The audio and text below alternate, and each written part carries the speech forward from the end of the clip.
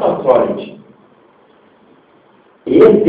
O que, vovó? Espermatozoide, filhinho. São milhões de sementinhas que vão encontrar com uma outra sementinha dentro da barriga da mamãe. A outra sementinha fica lá esperando.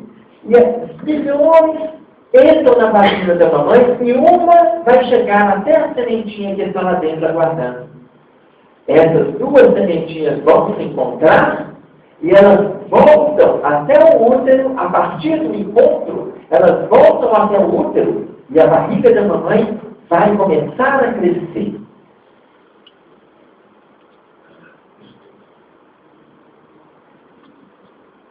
Com 3 meses, o bebê já está bem formadinho. Com 6 meses, ele está faltando crescer, mas ele está praticamente formado. Com 9 meses, ele está pronto para sair. Seu irmãozinho, ele vai ficar 9 meses na barriga da mamãe. E depois de 9 meses é que ele vai sair. Vovó, e como é que ele sai? Ah, filhinha, aí a mamãe começa a sentir pequenas mexidas. E essas mexidas é a cabecinha dele forçando a saída. Ele vai forçando, a mamãe sente que está no momento de sair, ela vai até o médico e o médico é que vai tirar.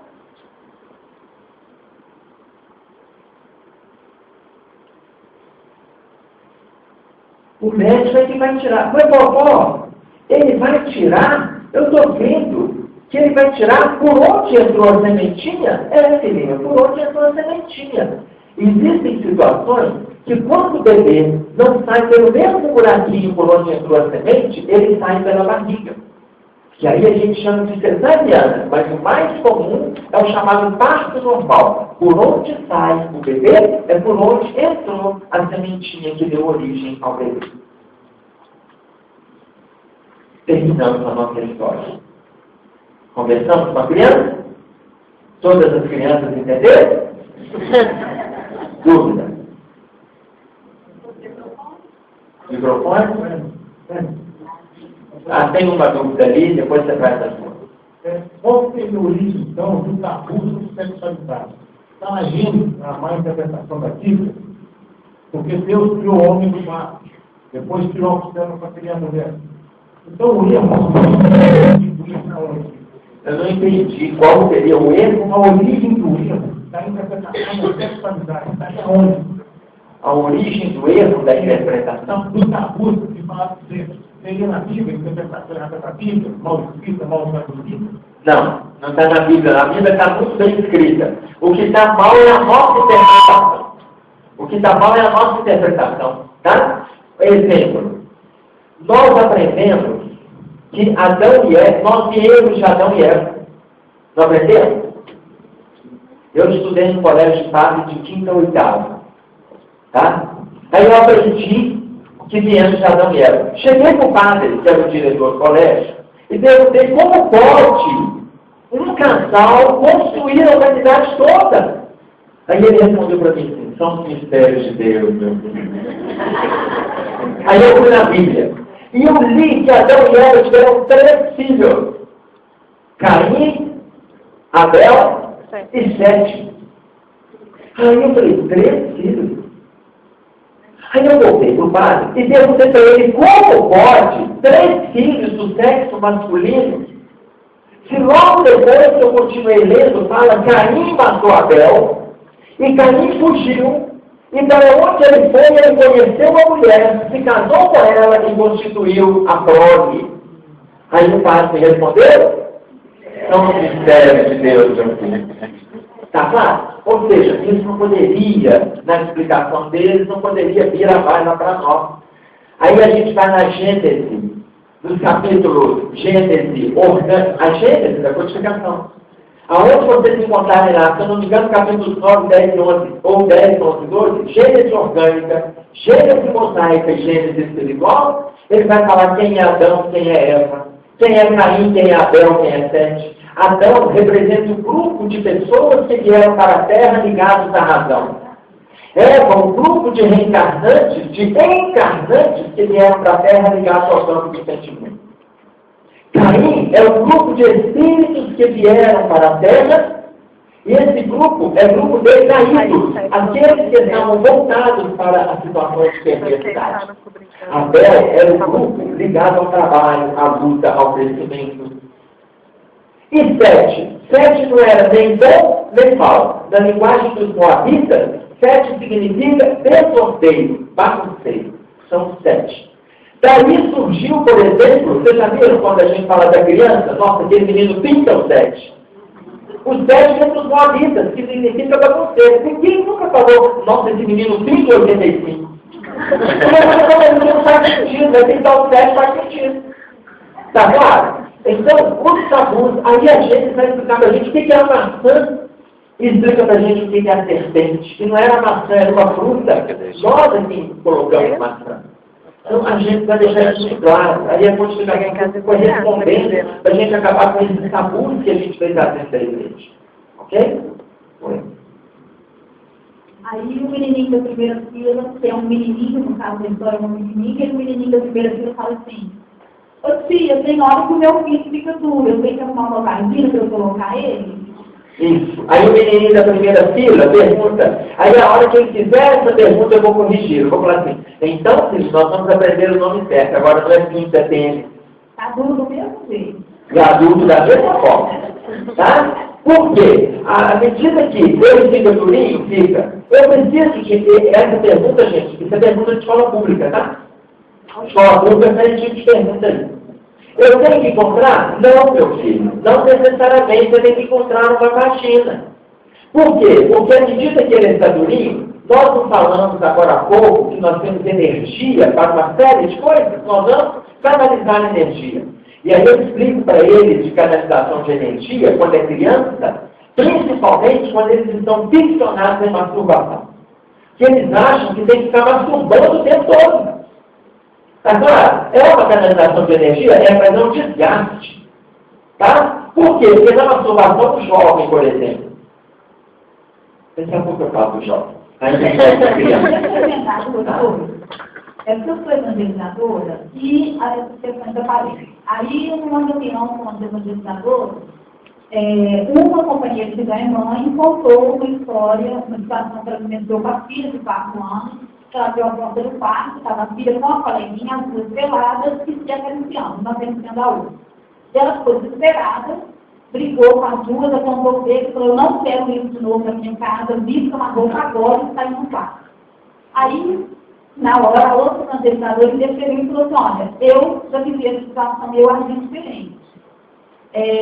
Foi com que, aliás, ela não é mãe, foi com 2 sobrinhos que estavam dentro do quarto, foi a mesma coisa, os meninos eram um pouco maiores, tinham 6 anos, e na hora que ela abriu a porta e viu, eles ficaram constrangidos, ela, em vez de fazer cara de espanto de coisa errada, ela falou assim: gente, tive uma ideia, vamos tomar um sorvete? Se na hora os dois distraíram, canalizaram a energia deles para uma outra coisa que eles gostam muito, que é sorvete, vestiram a roupa e pronto, o assunto morreu e ele ficou constrangido. Me pareceu ser esse o melhor caminho, não é? Sim, olha só. Naquele momento ali foi o melhor caminho. Quem precisa de ajuda aí são os pais. Porque quando os pais se desesperam, o que as crianças fazem? Tira a roupa, olha o outro, vai lá, a menininha, ela toca no peito do garoto, olha, ela olha, levanta assim, olha. Aí o menino vai lá e olha a vagina. Ele olha ali, olha só. Isso se chama jogos sexuais infantis. Não tem nesse movimento da criança a dificuldade que carregamos na nossa cabeça. Não tem. Aí se for 2 meninos, um de 8 e outro de 6 anos. Os pais acham que aquele menino está apresentando predisposição para o homossexualismo. Não tem nada disso, gente. Faz parte dos jogos sexuais infantis. Por exemplo, muitos vivem essa fase, outros não vivem. Quando não vivem, eles se tornam aqueles adolescentes que estão com 11, 12, 14 anos, está na escola e brinca de um passar a mão no bumbum do outro. Tá? Quando você vai olhar, não tiveram esse movimento saudável naquela fase, aí brinca de ficar passando a mão. Olha que brincadeira na adolescência, se isso é uma brincadeira para jovens se preparando para a fase adulta, ficar fazendo, passa um homem, vai lá passar a mão na bunda dele. Você vê que isso é da ignorância. Mas por quê? Porque vem ou de repressão, ou da falta de diálogo, ou então porque não tiveram esses movimentos saudáveis. Isso faz parte dos jogos sexuais infantis. Nada de traumático, nada de predisposição futura, nada de predisposição à promiscuidade, não tem nada a ver. Isso não está na nossa cabeça. Tudo bem?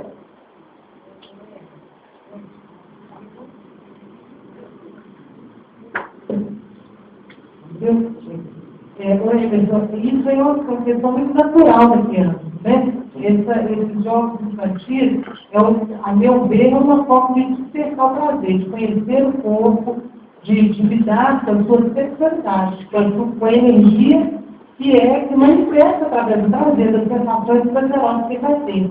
E essa forma, como ela colocou o pessoal de repressão, é um dos grandes geradores desses distúrbios que estão na frente também. Né? Você não mostra para a criança que ela tem um corpo que tem sensações, que tem um prazer, que pode ser direcionado de maneira natural nesse momento para outras coisas, que ali na frente vai ter para uma sexualidade madura e tranquila, né? Que não seja traumático.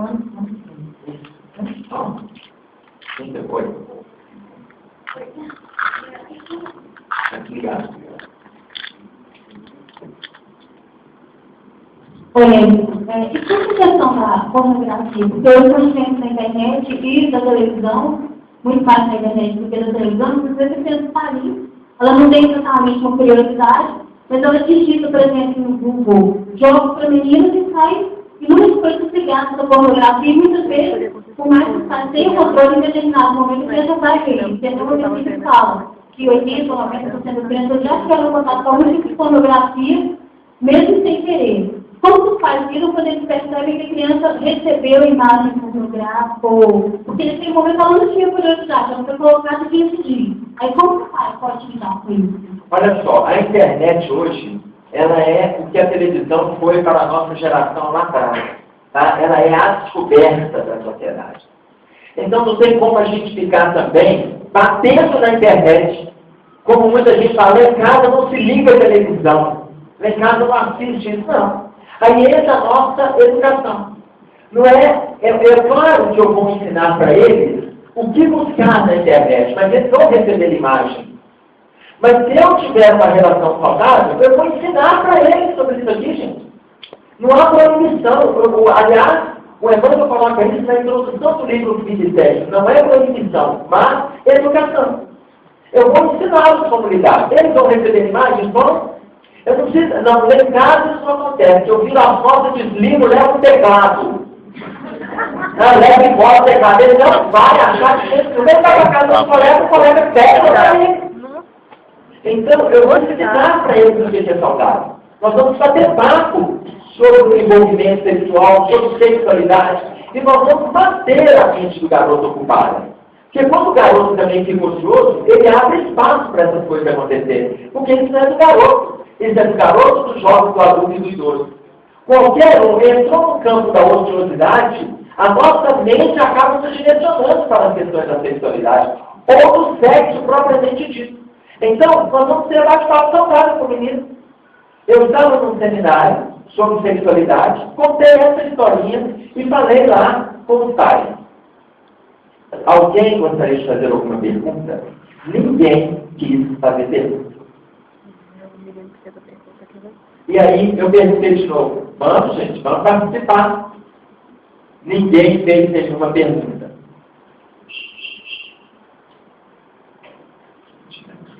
E aí, um garoto foi levantando a mão assim. A hora que eu vi a mãozinha dele, a hora que eu ia falar dele, ela bateu na mão dele, eu falei, deixa o teu filho falar, já que os adultos não falam, deixa a criança, deixa fluir. Não, ele vai falar bobagem, nada, o assunto é esse. Deixa ele falar. E aí o menino falou assim, eu posso? Pode, meu filho, pode falar. O menino estava com 9 para 10 anos. Ele falou assim, então, o que é orgasmo? Olha a explicação dele. E aí eu vi a cara dos pais assim, toma.